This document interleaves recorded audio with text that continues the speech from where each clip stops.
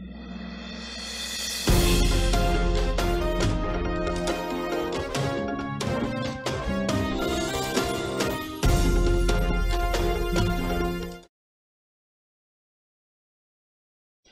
very good morning to you, and thanks for joining us in yet another edition of Political Spectrum. We're coming to you live on Spectrum Television. Hello from me, I am Raymond Eta. Well, the climax to this weekend should have seen Nigerians head out for a second time to cast their votes in the second of the two general elections we've been prepping up for this year. Well, following the February 25 presidential and National Assembly polls, which led to the emergence of members in different chambers of the National Assembly, save for 46 constituencies where re-elections or rerun would be conducted, Bola Ahmed Tinubu of the All Progressives Congress was declared president-elect by the Independent National Electoral Commission, paving the way for the conduct of the initially scheduled March 11 governorship and State House of Assemblies elections across the country. However, INEC decided to postpone that post to March 18, so it means the elections were deferred by a week, as it was granted access by a Court of Appeal ruling in Abuja to reconfigure the BVAS, which were originally used for the February 25 polls, in time for the March 18th rescheduled governorship election. And this is because, of course, two of the main opposition parties in that election, the PDP and the Labour Party, had equally secured Court of Appeal rulings that granted them access to inspect the BVAS and validate its authenticity in the use of the last elections, and to be very sure that there were no records of irregularities or manipulation of the system in the course of that election. So INEC's explanation as a reason for postponing the polls is solely because the time frame for reconfiguration of the BVAS following the inspection by the two opposition parties in question would not be, reconfigured in time for the elections that should have taken place this Saturday. Perhaps that excuse would suffice on the part of most Nigerians, who would now have to wait for another week before they head out to the polls. Or later on, we'll look at all of these possibilities as well, including other major events rocking the political scene across the country, including the continuous standoff between the presidency and the legislature, as well as the judicial arm of government over the impasse occasioned by the narrow redesign policy and its continuous effects on Nigerians across the board.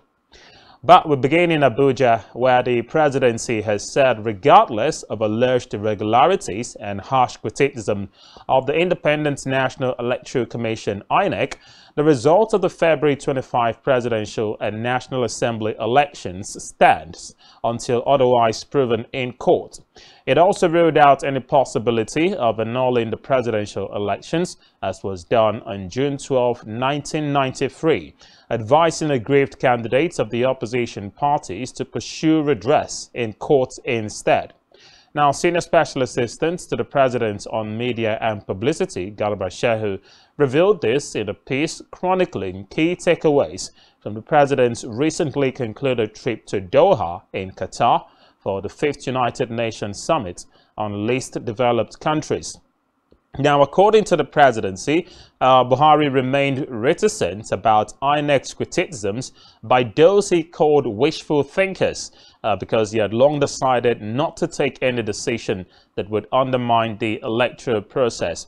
Now, he referenced Buhari's statement at the inauguration of the Tinubu-Shettima campaign, where the president had said the election will not be annulled, regardless who won. Now, the presidential spokesman echoed Buhari's several iterations to world leaders in Qatar about handing over to a new president on May 29, 2023. Moving on, the Federal High Court in Abuja has dismissed a suit filed by the Labour Party seeking to compel the Independent National Electoral Commission, INEC, to adopt electronic method in transmitting the 2023 election results. Now, Justice Emeka Nwite, in a judgment, held that Section 5.2, subsection 2 of the Electoral Act of 2022, cited by the counsel to the party Monday Mawa, had actually provided for voting and transmission of results, but in accordance with the procedure to be determined only by INEC. Now, according to him, this is to say that the Commission is at liberty to prescribe or to choose the manner in which election results will be transmitted. Now, the Labour Party had asked the courts to determine whether, having regards to combined effect of sections 47 subsection 2, section 50 subsection 2, section 60 subsection 4, section 60 subsection 5, as well as section 62 subsection 1 and 2 respectively, and other relevant provisions of the Electoral Act of 2022, which provided that the Commission can still insist on manual collation of results in the general elections. So, delivering the judgment, Justice Nwite said it was indeed a tried law, that the function of the court is no more than interpreting the law itself. Now, he said a close reading of section 50 subsection 2 has actually provided for voting and transmission of results to be done in accordance with the procedure that can be determined by the Commission. And whether or not this explains the reason why the Professor Mahmood Yakubu's-led INEC decided not to transmit results electronically from the polling units as provided for by the Electoral Act, simply because the Act also makes it binding, beg your pardon, that INEC alone can determine how this result should be transmitted. Well, away from that story, we'll take you straight to another electoral concern, but all of these hovering around the entirety of the 2023 presidential election. And this time we go to a report still on INEC, who have indicated plans to appeal a court judgment granting the request of two plaintiffs to use their temporary voter cards, TVCs. Or the Chief Press Secretary to the INEC Chairman, Rotimi Onyekami, in a statement issued yesterday, expressed the intention of the Commission to approach the appellate court.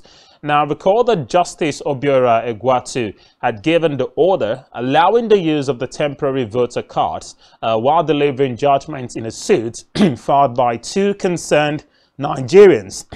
I beg your pardon, these Nigerians actually sought the use of the temporary voter cards in the general elections for voting purposes in the absence of the permanent voter cards, PVCs. Justice Egwatu had said the order was made on the grounds that the plaintiffs were duly registered and also captured in INEC's database.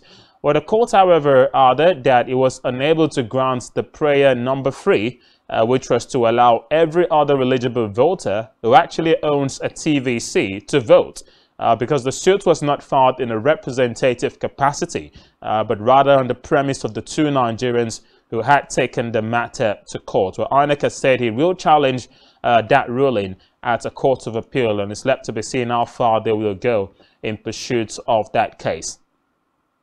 Well, staying with litigation matters, Senior Advocate of Nigeria, Pius Akubo, has rejected the appointment to the legal team of President-elect Bola Ahmed Tinubu. Now, a few days ago, the All Progressives Congress, APC, had constituted its presidential election petition team, with Akubo being one of the 12 legal luminaries with vast experience in election matters, constitutional laws and litigation that was constituted and named by the APC. Now, the legal team is expected to defend Tinubu's win in the recently concluded presidential election. However, Akubo said he was unaware of the appointment, stressing that Tinubu's camp has not officially informed him. In a statement he released yesterday, Akubo said he was inundated with reports on social media, agog with a trending unsigned letter in respect of his appointment to the presidential election petition legal team of the APC, wherein his name was listed as number 10 on the list. He, however, said he would not be a part of the team for personal reasons. Well, as we know it, as far as the constant litigation between the contending parties and just concluded 2023 presidential election is concerned, the Court of Appeal had granted access to inspect the beavers deployed in that election to the PDP and the Labour Party, who finished second and third respectively at the end of the presidential polls. Another court ruling also granted the president-elect Bola Ahmed Tinubu access to inspect election materials that were also used for that election. All of these concerns perhaps may have informed the choice of the electoral umpire INEC to postpone the governorship and state assemblies election by a further week. March 18, make that next weekend. It's now the date Nigerians are expected to head out to elect new governors and representatives on the platforms of the respective constituencies in the State House of Assembly. How far will this postponement impact on the general conduct of these particular elections? These are the thoughts we'll look at and review in the course of the program. When we come back from this break that beckons, Political Spectrum will continue. Just stay with us.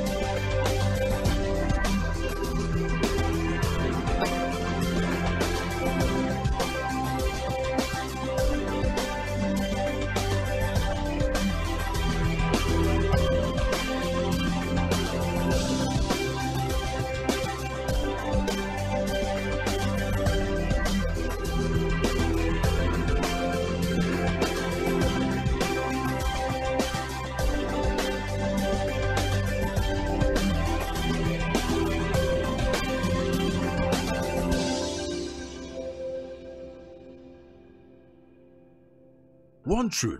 As Nigeria prepares for the general elections holding from 25th February 2023, broadcasters are enjoined to make ethical reportage their watchword. All political programs shall observe the provisions of the Nigeria Broadcasting Code and other extant laws relating to broadcasting.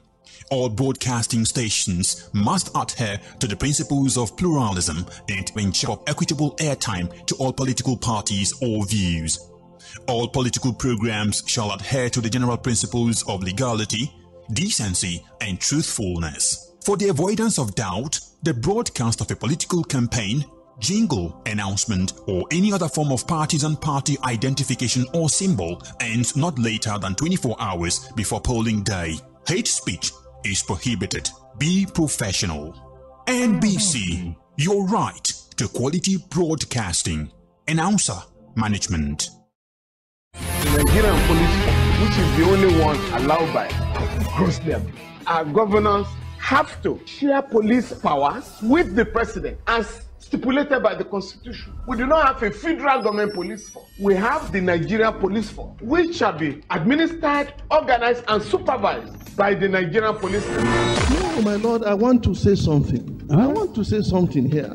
Perhaps it might also enlarge the scope of people who should be invited here for examination. My lord, if we cannot find those who literally murdered Abiola, who are those people who could be said to be the beneficiaries of the death of Abiola? Rogers has linked you with some of the killings he did. He never did. He linked you with the attempted murder of Hebrew. He did not. My lord, the Matters Council is leading the evidence in our matters. Is this an adversary proceeding? It's not, my lord, but we can't be talking about cases which are in court, my lord. Is this an adversary proceeding? It's not, my lord. These cases are in court, my lord. I'm just reminding your lordship. My lord, sorry, my lord, I think I'll be in cross-examination. Legally Speaking, a program that deals with legal issues and questions we face as citizens of this amazing country, Nigeria. Legally Speaking. Join us every Friday from 5 p.m. to 6 p.m. for Legally Speaking.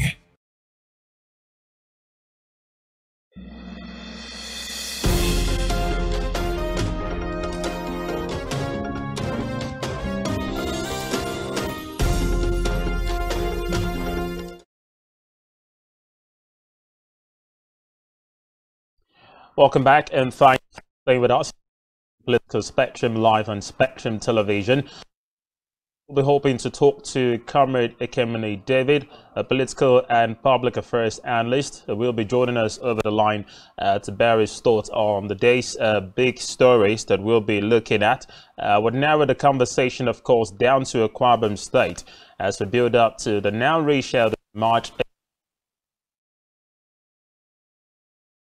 of many, as well the PDP, who have lorded it over the state in the last 16 years, get the better of the other parties and their candidate as the elections, of course, lurks around.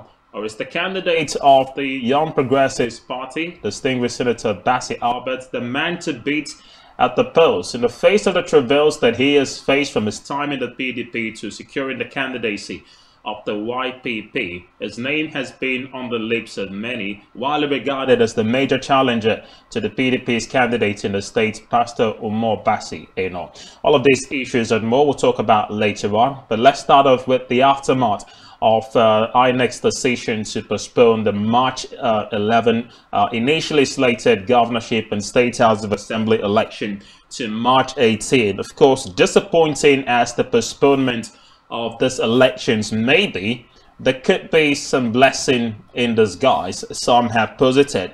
Following a Supreme Court ruling, rather a Court of Appeal ruling, sitting at the Presidential Elections Petition Tribunal, which granted INEC the permission to reconfigure the bimodal voter accreditation system BVAS that was used in the last elections on February 25. It, of course, said it needed 5 working days to reconfigure the BVAS used in over 176,000 polling units across the country where voting had taken place for the election. Now, this development perhaps presents a very rare chance and opportunity for INEC to execute the credible elections that will be acceptable to Nigerians as well as the international community after the sham that we witnessed last time out. But of course, originating concerns would come up when events like this present themselves to the fore. One of which is the preparedness level of INEC and whether or not they did not have a foresight that a time where post-election litigations would come around that would require reconfiguring the BVAS following an expected inspection of the electoral materials. Perhaps INEC thought it was going to be business as usual with reference to elections that we've had in years gone by where court cases are dragged on for months, and perhaps the inspection of the materials as we're having ongoing now just days after the election in years gone by may have happened weeks or months after the elections took place. So that's just one part where it appears INEC shot themselves in the foot. And so if they had foreseen these incidents and had a clear foresight that things like this would happen, Perhaps production of mole beavers to take care of the two elections in a span of 2 weeks, according to the first timetable they gave, would actually have sufficed. Or perhaps spacing the gubernatorial elections further from March 11 to maybe March 18, knowing that this incident would arise, would also have sufficed on the part of most Nigerians in terms of the clarity of the explanation that INEC has given as to why it postponed the governorship election. But I did say, perhaps this time around, Nigerians would expect nothing but a free, fair, and a credible election. And in the long run, if all the checkered events are anything to go by, then the 2023 election may just be a litmus test for the survival of Nigeria's fragile unity as well as democracy. And it explains why there has been calls and pressure from different quarters seeking for the removal of the INEC chairman, Professor Mahmood Yakubu, from his role as the head of the electoral umpire. It seems like a prayer the federal government is not so keen to answer just yet. There was a statement issued yesterday from the presidency through Garba Shehu, the senior special assistant on media and publicity to Mr. President, who said no one should expect the cancellation of the just concluded February 25 presidential and National Assembly polls, reiterating the president's commitment to upholding the tenets of democracy through respecting whatever it is the electoral umpire dishes out by the conduct of the two major elections. So they have said, do not expect anything close to the June 12, 1993 saga, the last time an election was annulled in Nigeria, and has said Bola Ahmed Tinubu stands president-elect until proven otherwise in court. Perhaps explains the reason why Mr. President had said aggrieved parties and their candidates should channel their grievances to court, which is ongoing at the moment. But as much as the appeal do not take to the streets, well, that warning has already been flouted by the PDP a few days ago, headed by the presidential candidates, the vice presidential candidates, the leadership of the party, and some governors decided to barricade the INEC headquarters in Abuja in protest over the conduct of the February 25 polls, calling for a cancellation of the results, something that was echoed as well by the Labour Party in the hours after the elections were conducted. As much as they've said they would take their grievances to court and try to reclaim their mandate through the judicial process, it hadn't stopped them from continuing with the bickerings and a call for the INEC chairman to step down. Well, if the latest statement from the presidency is anything to go by, that there are no such plans to cancel the elections, the results will stand, any grievances should be channeled in court, and perhaps the only way Bola Tinubu's status as president-elect could be upturned is by a verdict of an higher court. So we're just going to have to wait, and it explains why, of course, the candidates are already securing the services of senior advocates across the country to defend them in court. But the impact of the postponement of the 2023 Gilbert polls is one of massive interest to Nigerians. INEC has said, and even though the PDP described their assurances as medicine after death, that they will leave no stone unturned in ensuring that the governorship elections are conducted as creditably as possible. It begs the question, why didn't we see this resolve in the February 25 polls? Or if we had this resolve by way of promises even before the first vote was cast, why did INEC do otherwise, you know, as far as the conduct of the February 25 polls is concerned? The worrying thing here is that the political elite is somewhat divided, and rightly so, on the true status of that election. INEC continues to insist and maintains that it did not fall short or fall foul of its own guidelines and ethics with respect to conducting that election was concerned.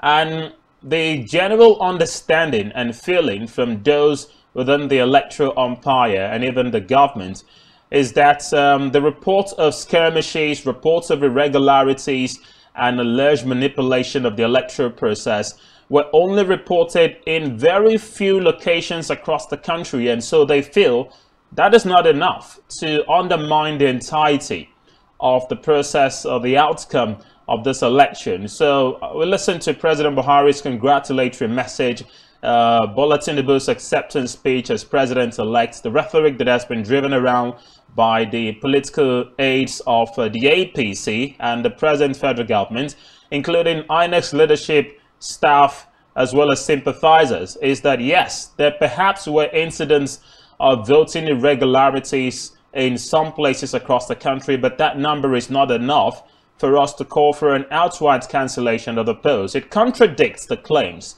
made by the other political parties who seem to have suggested that the irregularities that were witnessed across the country, as documented and reported not just by these parties, but the election observers, international and local, was enough to have, cancelled the election, perhaps. But maybe Mr. President wants to stay good and true to his promise not to truncate the electoral process, because cancelling the elections in itself represents something of a constitutional breach. The only way you can have another round of elections is a rerun, but that has not happened. So the president is saying, do not expect the drama of June 12, 1993 to repeat itself again. So the election results will stand, but will it impact on the outcome of the governorship polls that has now been rescheduled? INEC seems to believe that reconfiguring the BVAS will not in any way tamper with the data that has already been stored on the server of the BVAS, and so we should not have fears or issues to worry about. It also contradicts claims made in other quarters who have said, look, the BVAS is not impregnable. The former INEC chairman, Professor Tairu Jega, in the lead up to the presidential election on February 25, had said the BVAS can actually be hacked. Now, does it in any way explain the concerns we had on election day when some BVAS reportedly malfunctioned in some units, were not working? Those could be explained to perhaps potential activities of hackers or a natural malfunctioning of the system. But how do you explain lost beavers, recovered beavers, lost beavers, replaced ones, still used for the election, raising the argument that there were chances that they may have been doctored or manipulated to favor a particular political party or a candidate? Well, these are all the issues beleaguering INEC, led by Professor Mahmood Yakubu, under pressure across the country from so many quarters, calling for his resignation over the conduct of the last election. Well, I already said it's a wonder whether the government would heed to this pressure. It doesn't look like that is the case. So Mahmood Yakubu will likely be at the helm of affairs of INEC when the March 18 governorship election is concerned. Well, we do have our guest, Kamini David, join us live and over the line to bear his thoughts on the issues this morning. And he joins me now. Good morning to you, comrade. Welcome to Political Spectrum. Thank you, my brother Raymond. Thank you so much. Good morning and happy morning to all the viewers out there. Thank you very much for joining in as well. The two issues we're going to look at keenly in the course of the program. Later on, we'll talk about the Akwa Ibom State's 2023 gubernatorial elections. And the big question now is the candidates of the YPP, much talked about on the lips of many. Is he the man to beat in the governorship poll? But with the impact generated by INEC's decision to postpone the March 11 governorship polls, when we had you in the studio a few days ago, you were pretty optimistic and, very certain that the elections would go on just as everyone did on Saturday, which should have been tomorrow. But I know I did raise some concerns to you as well about INEC, doing right by Nigerians to ensure that this process is free, fair, and credible. The concerns we saw at the end of the presidential election was enough to deter some persons who said they will not come out to vote in the March 11 governorship polls. When you were here last time, you appealed to voters to come out in large number and vote. Now the elections have been postponed, and it's making a lot of persons largely disinterested in the process. I'd like to first ask, what was your reaction when INEC announced a postponement of the governorship and state assembly elections? Well, first of all, is that on the extension of the postponement of the gubernatorial elections and state house assembly elections, as a person who was very much interested and, of course, very much sure that distinguished Senator Basi Albert, who's of course the candidate of the Young Progressives Party, was very much ready for the March 11th elections, and of course was quite ready to sweep the same. It came to me as a very big disappointment. First of all, that's because all voters, I mean, everybody was already waxing in strength and confidence ahead of the elections again, following the engagement of my candidate. And I mean, everyone was quite very much optimistic about the results. So we're looking forward to moving to the polls tomorrow to go exercise our franchises. A good number of Akwa Ibomites were very much ready to deliver the same, particularly deliver distinguished Senator Basi Albert. But for me as a person, it came as a great disappointment. And I mean, it also goes further to prove that INEC has only successfully made Nigerians to swim in an ocean of uncertainty about the process. And of course, we are almost not entirely sure about the credibility of the process entirely. But then, my only wish is that, and my prayer, of course, is also that INEC's reason for the extension or the postponement of the election should be quite genuine. Let it be that there are needs to strengthen loopholes, or it is as a result of the appeals to properly get the officers well oriented. I am believing that it should also be as motivated by the need to ensure that there is a proper strengthening of the electronic processes, that binds the electioneering, in general. So, but then where these thoughts of mine and wishes of mine are not true, like I had said earlier, I am exactly sure if Nigerians can be very much confident about the capacity of INEC to handle these elections come the 18th of March as postponed. Thank you. Well, do you consider it gratifying that the Court of Appeal took reasonable steps, to protect the rights of political parties and their candidates who were challenging the result of the presidential election, to preserve and inspect the electoral materials to support their claims about a flawed election on February 25, while at the same time giving INEC the permission to reconfigure the beavers in time for the elections of the governorship and state assemblies, which has now been moved to March 18. One of the concerns that has been raised following INEC's decision to postpone the polls is whether or not they did not take into consideration the fact that there would be post-election litigations, and they should have had enough time to address these concerns by knowing when to fix the governorship polls after the presidential polls, in the light of the fact that post-litigation concerns would definitely arise after the elections. Well, you see, the truth of the matter is that I am thinking that INEC had planned the entirety of these things, had set out a time, set out it, and I want to believe that one of the major reasons driving the postponement of the governorship and state house of assembly elections is as a result of the cases rising from the just concluded presidential elections. Commission at the moment, in as much as I'm not speaking on behalf of the commission, but I'm very much sure that the commission at the moment is faced with a number of questions, faced with a number of legal charges, faced with a number of court investigations, and it has to justifiably answer to that, at least attempt same. And like we had earlier said, Nigerians are already very much scared. Political parties are very much concerned. Political actors are very much concerned. Following the level of malpractices and irregularities that have prevailed in the last presidential election, political parties need to have great certainty on whether or not INEC will be able to handle this election from the 18th of March has been postponed. So for me, I think it is as a result of the insistence of political parties, insistence of candidates who will be coming on board, insistence of political actors, and of course insistence of the major actors who have played in the last national election. We have the belief that we just hope that INEC's actions are not just as a result of her own decision, but of course it's as a result of the prompting of very much concerned parties. For me as a person, I'm not very much. I wouldn't want to say I condemn INEC for having fixed the dates for both elections, but I am very much sure that the irresponsibility of INEC has led it to where it is at the moment.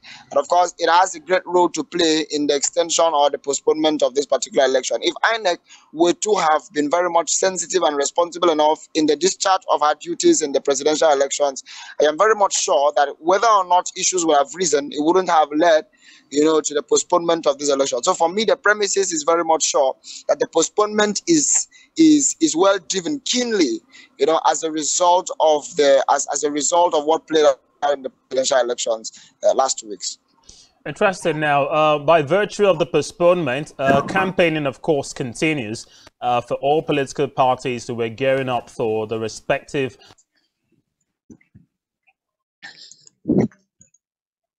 Of course, the hits in the build-up to these elections really, took different turns, especially here in the Akwa Ibom State. This is where we're turning our sights to at the moment. But before we talk about the politicking, as we know it, the gubernatorial elections are usually presided over by the respective resident electoral commissioners of each state across the country. So it looks like Professor Mahmood Yakubu would have less of an influence in monitoring or deciding how things turn out in each of the states as far as the governorship election is concerned. In Akwa Ibom State, the role of INEC in gubernatorial elections has always been at the forefront.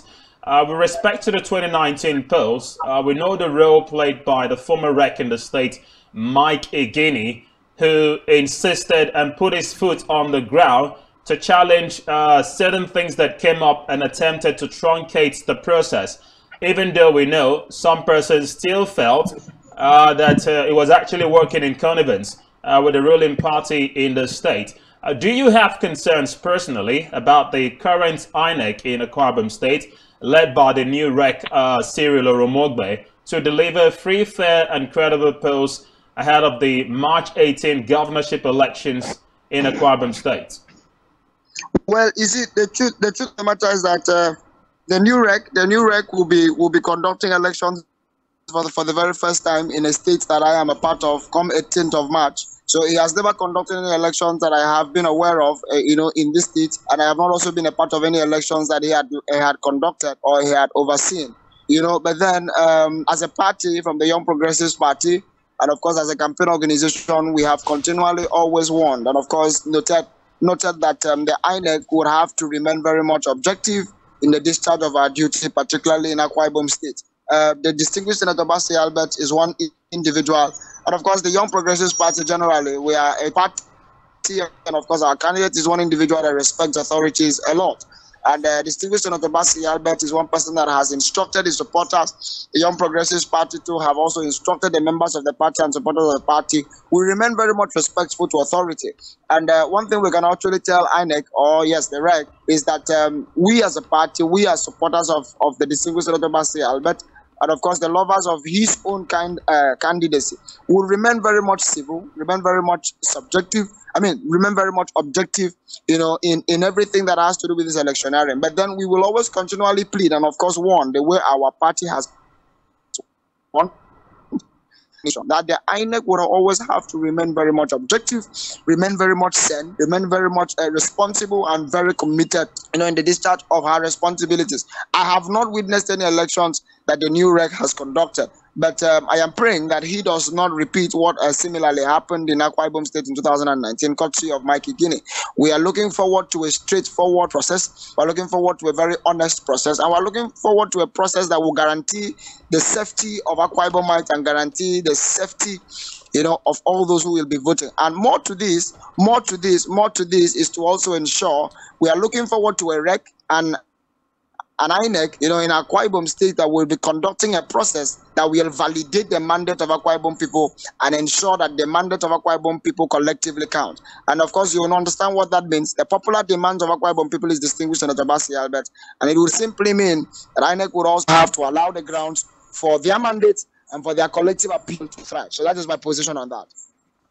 All right, so let's dwell on the man, distinguished Senator Basi Albert, the candidate of the YPP, your party, as you put it, ahead of the polls, has actually gone through a lot of travails in the lead up to securing his candidacy on the YPP ahead of this election, beginning from his eventual defection from the ruling People's Democratic Party, PDP, having chosen not to take part in the party's governorship primaries, despite initially declaring his intention to run for governor on the platform of that party. Do you in any way feel that quitting the PDP was first off a right step in the right direction? Yes, you could say he has secured the candidacy of the YPP, but putting the numbers together, it now raises the question whether he can defeat the PDP on the platform of the YPP, a party he has been a part and parcel of since the return of democracy in 1999. Okay, distinguished Senator Bassi Albert has been a part of the PDP. He came in fully we've got to get these histories very much correctly. He came into politics very actively in 2007. And he began to become a member of that party, I think, sometime around that time. But you need to understand the fact that he became very much active in politics, in Akwa Ibom state politics, actively from 2007, following the emergence of the Senator Godswill Akpabio as governor of this state as of 2007, when he was appointed the commissioner for finance. Now, the PDP as a party, everyone is very much aware of, is collapsing drastically by the day. There are no significant persons there, and of course, every single person who was the power base of that party significantly and driving relevance before Akwa Ibom people has, every significant person has left that party. So as we speak to you, secondly is that democracy is a system of choice. And of course, being a system of choice, people are very much free to make decisions as to where they want to be and what they want to be. Distinguished Senator Bassi Albert decided as an entity in democracy that he would not be a part of a party that does not appreciate human capacity. He will not be a part of a party that does not appreciate the principle of democracy. He will not also be a part of a party that is not disciplined and committed to our laid down rules, over the time. Of course, a party that is not committed to understanding, the place of choosing candidates based on capacity. The PDP does not do that. They don't have the capacity to do that. They have not kept themselves committed to that part of democracy. That, of course, when you want to select people through a primary process or you want to select through a nomination process, people you project in your party have got to be people of capacity, proven track records over the years in public service. So the distinguished Senator Bassi Albert, being one person who is very much committed to protecting his public image and protecting what he stands for as a Democrat, realized that this party was not committed to presenting someone who was full of capacity and a proven track record to Akwa Ibom people. It is disastrous to present someone who has no proven track record in public service to Akwa Ibom people. And so when he realized that the powers that be in the state and the powers that be in the party will not be presenting to Akwa Ibom people someone or people of capacity, it was wise and incumbent upon him to choose a platform, to instead resort to a platform that will project capacity as against any sort of subjectivity and sentiment. And then that was where the place of democracy and the place of choice came in.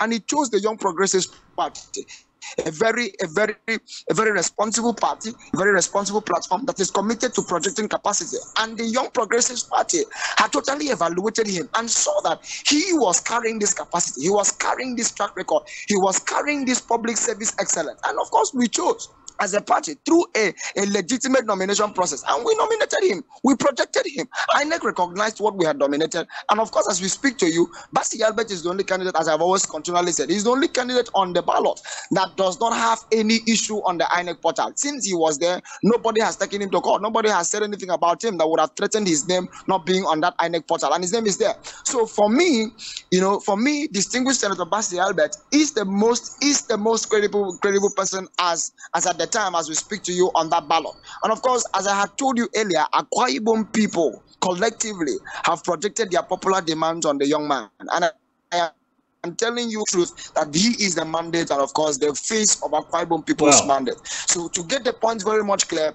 he did not do anything bad to have left the PDP. And let me remind you, he left the PDP because he realized it was a party that would prefer sentiment over objective and credible selection. He knew that the people of Akwa Ibom deserved capacity, deserved men of proven integrity, deserved men who have proven that they have delivered in public service. And the PDP was not ready to present people who were as a result of the manipulations of the system. So Basi Yabet, as a decent man in character, have been able to, of course, align with such a system. So it was right that he left for a party that would prefer to present to Akwa Ibom people men and substance of capacity and quality. All right. Well, I'd just like to put this to you now. There are those referring to the political opponent of Senator Basi Albert, who equally feel is the decision to leave the PDP is only fueled by his personal vendetta to become governor of Akwa Ibom State, and not necessarily because he feels the PDP system of adoption goes against every known ethics by the book. Because when someone has been in a party for close to 16 years and has actually been a key stakeholder in the decision-making process of the party in that state, losing out on the chance of picking the party's tickets, should that be enough to quit that party? Or is it just down to the fact that he feels angered because the party did not recognize him? So it's more about his own ambition as opposed to wanting to be a governor who would effect the kind of change that most Akwa Ibomites are yearning for.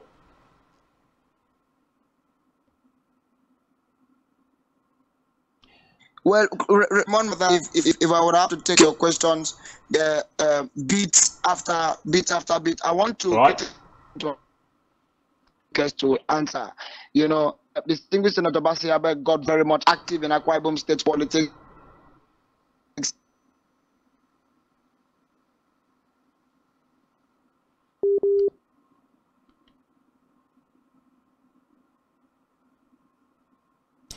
All right, so following as Commissioner of Finance, and so we don't have to as a member of the PDP. So I'm coming on that. I'm coming now. When people say that he is desperate and being to be governor, you should have asked them a question. That in 2015, when he was the most qualified on the ballot, in 2015, he was the most qualified on the ballot. So a man who was desperate would have done everything possible to have become governor at the time. Of course, the person that he instead presented at the time was a new hand, was a new kid in the block, was a new brain in the block, had never been in politics, had just came into politics for the very first time. That was a new person that was presented. Basi Albert knew he had the capacity to beat the person. He knew he had the capacity to take on the system. But then he did not do that. There have been a point I have to show it to you that the gentleman was not desperate, or is not desperate for anything. If he were to be desperate, he would have done everything possible to have won the 2015 nomination. Well, not holding forth for the proponents of this line of argument. But when you say he was the most qualified back in 2015, he is a part of a People's Democratic Party who seemed to be well entrenched in the policy of zoning public offices to their members. The 2015 equation did not favor Senator Basi Albert because he hailed from Uyo Senatorial District, and by the virtue of the PDP zoning formula, that wasn't his turn to, come out for governor, but he did anyway. So let me tell you, except it is now, I have never been a member of the PDP, but I'll put it very clearly to you. The zoning thing was an initiative of the distinguished Senator Godswill Akpabio. Do you understand me? Initiative of, it was...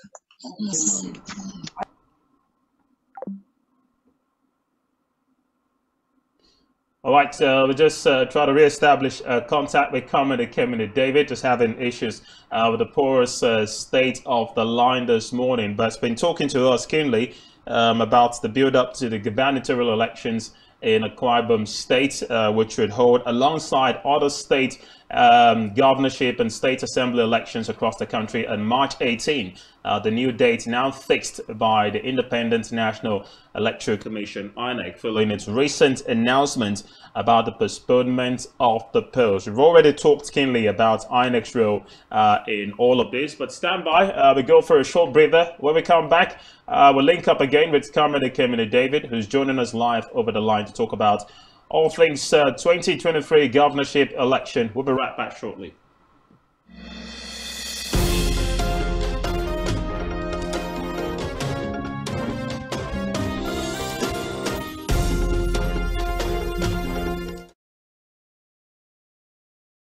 As Nigeria prepares for the general elections holding from 25th February 2023, broadcasters are enjoined to make ethical reportage their watchword. All political programs shall observe the provisions of the Nigeria Broadcasting Code and other extant laws relating to broadcasting. All broadcasting stations must adhere to the principles of pluralism and ensure equitable airtime to all political parties or views.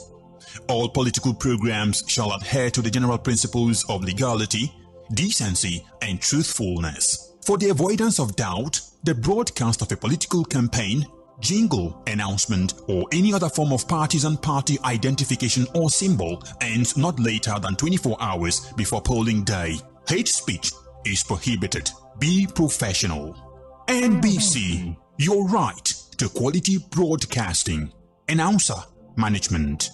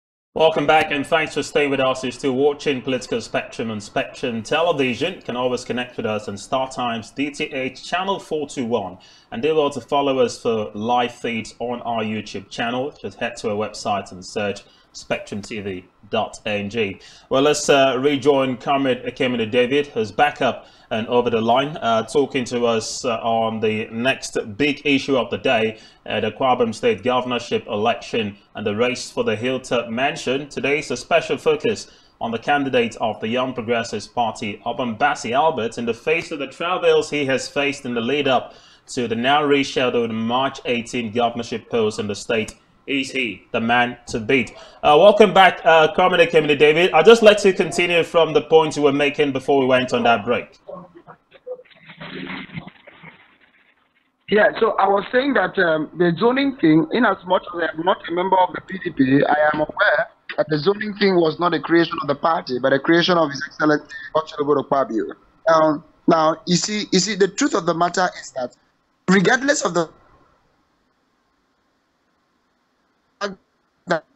the zoning pattern as at that time, it does not eliminate the fact that Basi Albert was the most qualified on that party platform as at the time he first wanted to contest for governorship. You cannot take that fact away. You can also take the fact that he was the most advantaged to have become governor. He was the most advantaged, the most experienced, the most, the most qualified as well.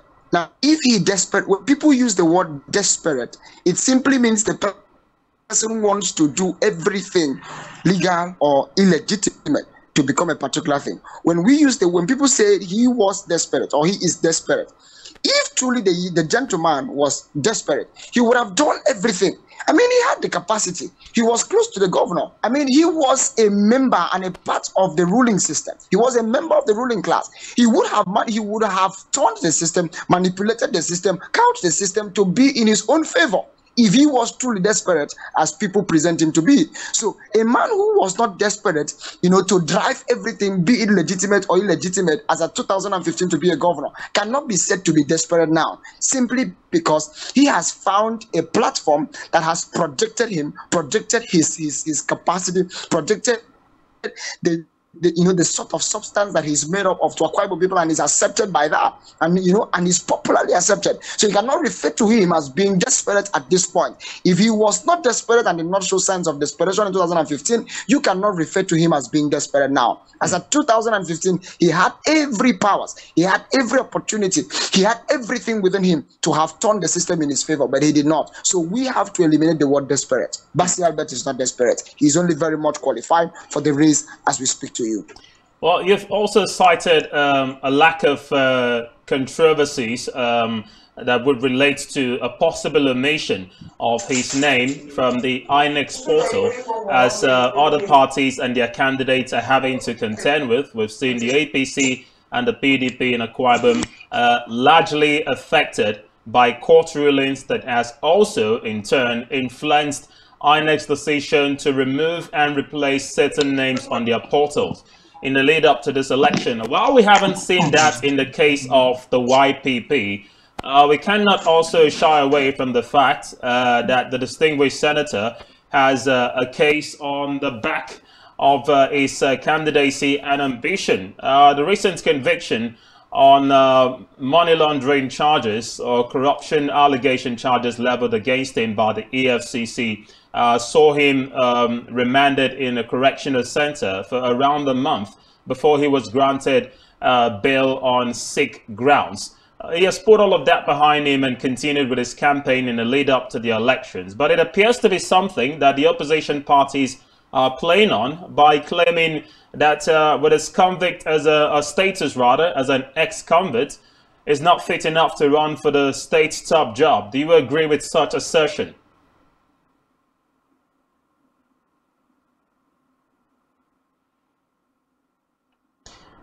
Hello, comrade. If you're still over the line, I believe you can hear me.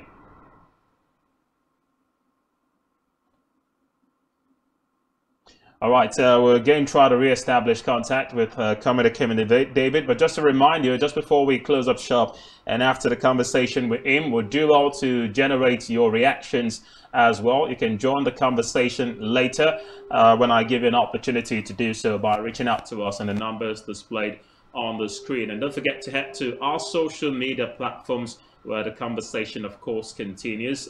Visit our Facebook, YouTube, Twitter, as well as Instagram handles, and feel free to let us know what you feel about the two issues we're looking at today: INEC's decision to postpone the governorship and state assembly elections, the likely impact on the overall conduct of this general election, and whether it explains the rationale behind the constant calls from different quarters for the resignation or sack of the INEC chairman, Professor Mahmood Yakubu.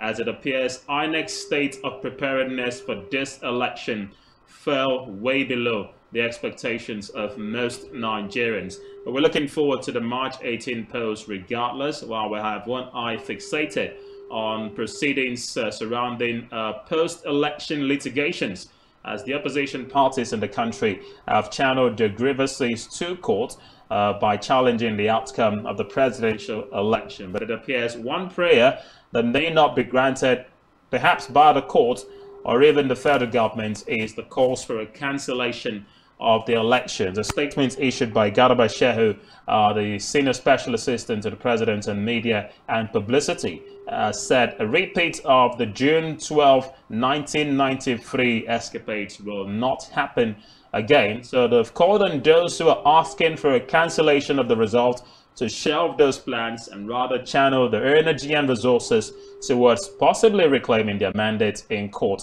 And those are things that are ongoing at the moment, and we keep a tabs on them, of course, as we progress, while we're equally exploring the countdown to the now rescheduled election for March 18, the governorship election in Akwa Ibom State. Better than perhaps any other time in recent history, it's gathering momentum because of the quality of the candidates involved. One of them is distinguished Senator Bassi Albert, and we've been talking about. And we have Comrade Kemine David rejoin us on the line. Well, Comrade, the backup, good morning to you once again. Thank you very much. Thank you. The network is a bit bad. All right.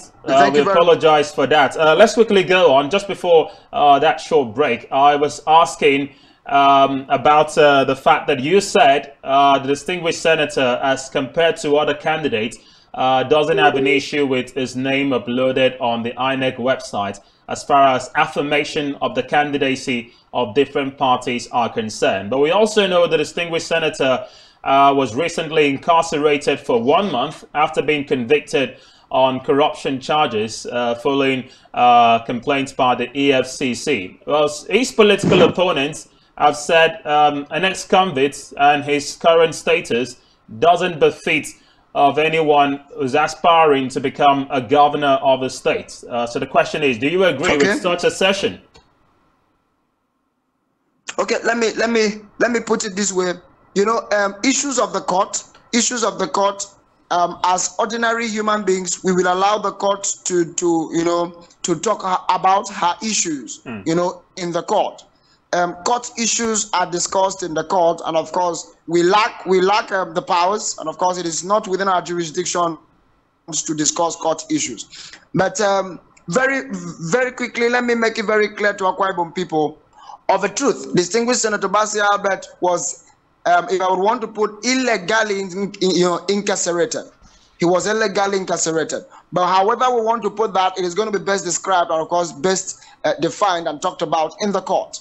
All right, that is one. Number two, Bassi Albert is not the first, leader in a democracy or the first candidate in a democracy that was incarcerated, that was sent to prison, and then when he came out to the elections, won elections, and became the leader. He's not the first person.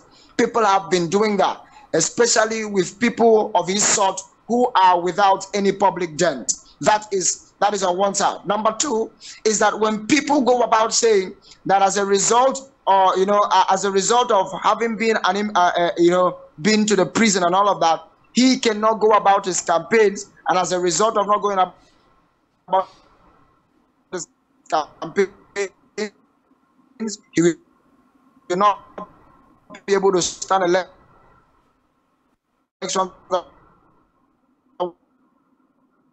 Want to put it clearly to you that is false. Distinguished Senator Bassi Albert in the streets like every day. Distinguished Senator Bassi Albert is in the media houses. He is everywhere. He was on Tangsio the other day. Yesterday, how do you say that a man, that has been fixed inside his house, he is not allowed to move outside his house? How do you say he is not qualified for elections, or he cannot even go for campaigns, when the same man is moving about very much freely, and of course offering to our people the truth in the content of his manifesto and what he chooses or what he has gotten prepared to bring to the table for Akwa people who becomes governor. So one thing I want to tell to you is that, number one, court issues are going, is that distinguished Senator Bassi Albert is free and is going about his campaign. Number four is that, courts give orders to INEC to take actions on certain candidates. As we speak to you, there are some candidates who have been amended on the INEC portal, as a result of court orders and court issues. But I am telling you clearly, distinguished Senator Bassi Albert, there is no court order mandating INEC to remove his name from the portal. As I'm speaking to you, he is still going about his campaigns. His name is still there on the portal. He is going about every legitimate processes they build towards the build up to this election. So how would you say a candidate that the court has not ordered his name to be removed by INEC, a candidate that INEC still has his name on the portal, a candidate that is recognized by INEC as the legitimate candidate of his party? How then do you say this kind of a person is not going to stand elections? How then do you say he is not right to stand election? So Akwa Ibom people must have this clearly in the back of their minds and stand for that, for a truth and for the fact Bassi Albert is on the ballot and will be standing election. And of course, come 18th of March, maybe should it be on the 19th or on the 20th, he would be announced as the winner of the gubernatorial polls in Akwa Ibom State. That we know for a sure. Interesting. It leads us to the small matter of his choice of running mate in the person of former Commissioner of Police, Mr. Amber, who actually is of Oro extraction. One common thing we've seen across board as far as the build-up to this election is concerned is that virtually all the political parties contesting for this post have picked someone from the Oro extraction as a running mate. So is the PDP, the APC, the NNPP, the ADC, and other parties that we know of. I wonder, what informed the choice of a man who is relatively unknown to the political sphere in Akwa Ibom State, as opposed to his wife, who has served as a senior special assistant to the current administration and also a one-time President General of Oron Union. She commands some level of influence, as opposed to her husband, who has, yes, had a meritorious years of service in the Nigerian police force. Does his choice as a deputy governorship candidate pale in significance when you compare that to the choice of distinguished Senator Akane of Eket Senatorial District, who is the running mate to Pastor Moino of the People's Democratic Party? We're just bringing arguments to you that most voters have had on the streets, because yes, you're voting for some leading candidates, but the choice of their running mate equally rubs off on the minds of the voters when they head out to cast their vote. Well, let me make it clear to people, and I understand that I have to learn this thing that I want to say now. I'm going to learn this very clear point I want to make now. You see, like I had said earlier to you, we are in what we call a democracy. And a democracy is a government that allows for total inclusion of the people. A total inclusion of the people. Emphasis on total. Now, a true Democrat is not that man that accommodates the entirety of politicians in the running of the democratic process. But a true Democrat is that one person who understands that he is in the forefront of the political system. And he also opens up for total inclusion of those who are not in the political sphere, but of course are part of systems can translate part in political and government system. He finds himself. I want to put it clear to you. Senator what every person has to select politics to distinguish Senator Bassey on that democracy is inclusive. That it has to involve everyone. He is a core politician. He does not also need to go and bring and need to bring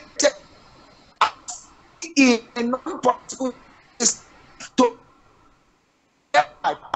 take sense of talent, which is major characteristic, a major feature of a healthy democratic process. That is number one. So to have chosen someone who is not in politics to be made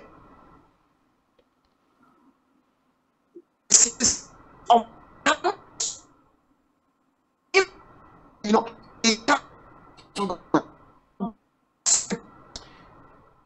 all right, comrade, we're just gonna have to see if we can rejoin you again, just so we could get a proper quality of the line for the benefit of the listening public at home.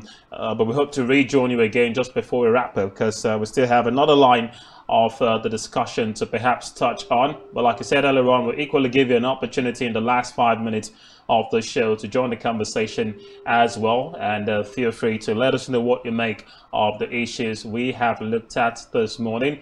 We do have Comrade Kemeni back on the line. Welcome back. Go ahead. All right, seems like we do still have issues getting in touch with him. But just in case you're joining us, this is Political Spectrum on Spectrum Television with me, Raymond Eaton. The main focus of our discussion this morning, reviewing the impacts in the aftermath of INEC's decision to postpone the governorship and state assembly elections by a further week, following a court order that granted the electoral umpire the permission to reconfigure the beavers in time for the governorship polls after an inspection of the machines by the losing candidate at the just concluded February 25 presidential and National Assembly polls. All of this coming on the back of an assurance by the federal government that the elections would not be cancelled in any way, and have reiterated their stance that losing candidates and parties can channel their grievances to court. These are events, of course, we've been following up on the past few days, and we do want to keep our eyes on that. And while, of course, we were trying to establish contact with Comrade David, but perhaps we'll give you an opportunity to join the conversation as well. Get in touch with us on the numbers displayed on your screen. But don't forget, please, when you're calling, we will not entertain any call, comment, or reaction that, of course, goes against the guiding ethics of the broadcast as well as the broadcast rules. So please, we advise you to keep your calls, comments, and contributions as moderate as possible. Hello, good morning. All right, feel free to call us the moment you can. Just flashing up through on some of the day's other major updates as we have them. INEC, of course, also has said it would challenge in court a decision made by another court to grant 2 Nigerians the right to cast their votes with a TVCs. That's the temporary voter cards. As much as the court had said the appeal was not a representative one, meaning it doesn't cover everyone except for the 2 plaintiffs in that case. We do have a reaction joining in. Hello, good morning. Yeah, good morning, correct. Thanks for joining us. What's your name and where are you calling from? All right, okay, looks like we do have a Kemini back on the line. We apologize. We'll do wait for your calls later on, but let's just wrap up the conversation now since we have Comrade Kemini David back up. Welcome back, Comrade. While you were touching on that point about the choice of your deputy governor, I'd like to quickly draw deputy governorship candidates rather. I'd like to draw your attention now to the manifesto of Ogbongbasi Albert, which he has titled Positive Impact Agenda. And he has pegged this on 3 hours of recovering Akwa Ibom, reconciling Akwa Ibom to God, and repositioning Akwa Ibomites for greatness. I have looked at the manifestos of Senator Bassi Albert and juxtaposing that with those of the current administration, they seem to be dwelt on the same 5 strategic pillars that the Udom administration has been fostering about in the last 7.5 years. Economic prosperity and infrastructure renaissance, security, the environment, tourism, agriculture and rural development, as well as the education, health, and social services. What should we expect differently from an Obar administration as compared to what we have with the incumbent? Well, you know, like I had said, government is ordinarily a continuum, and it takes people with great sense of experience to validly make the continuity count. Bassi Albert is coming in with an absolutely new, refreshing, and of course, evidently prosperous kind of Akwa Ibom state. I understand the fact that education, agriculture, healthcare, economic development are all sectors that, I mean, it is not just the present administration.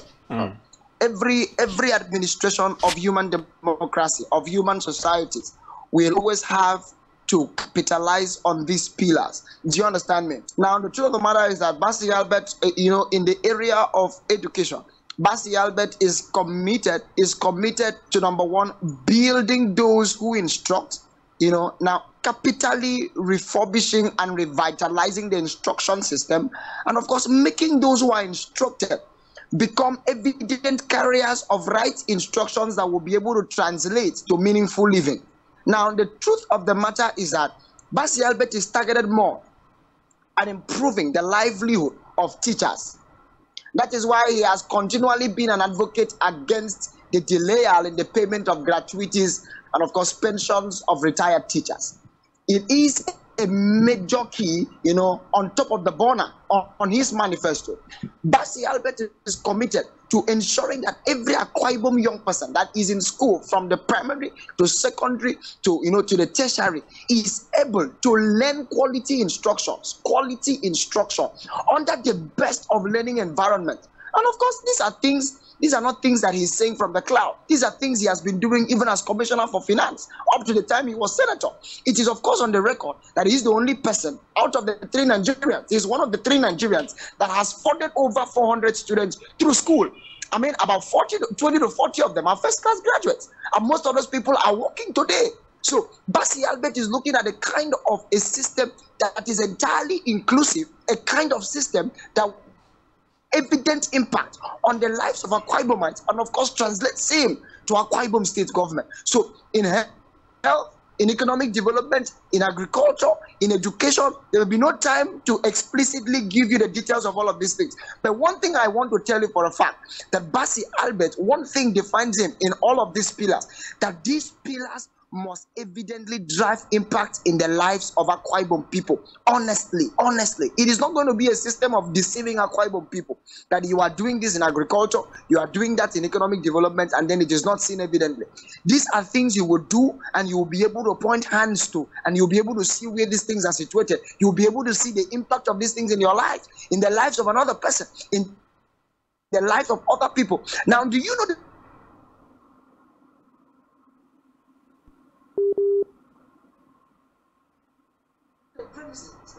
the premises?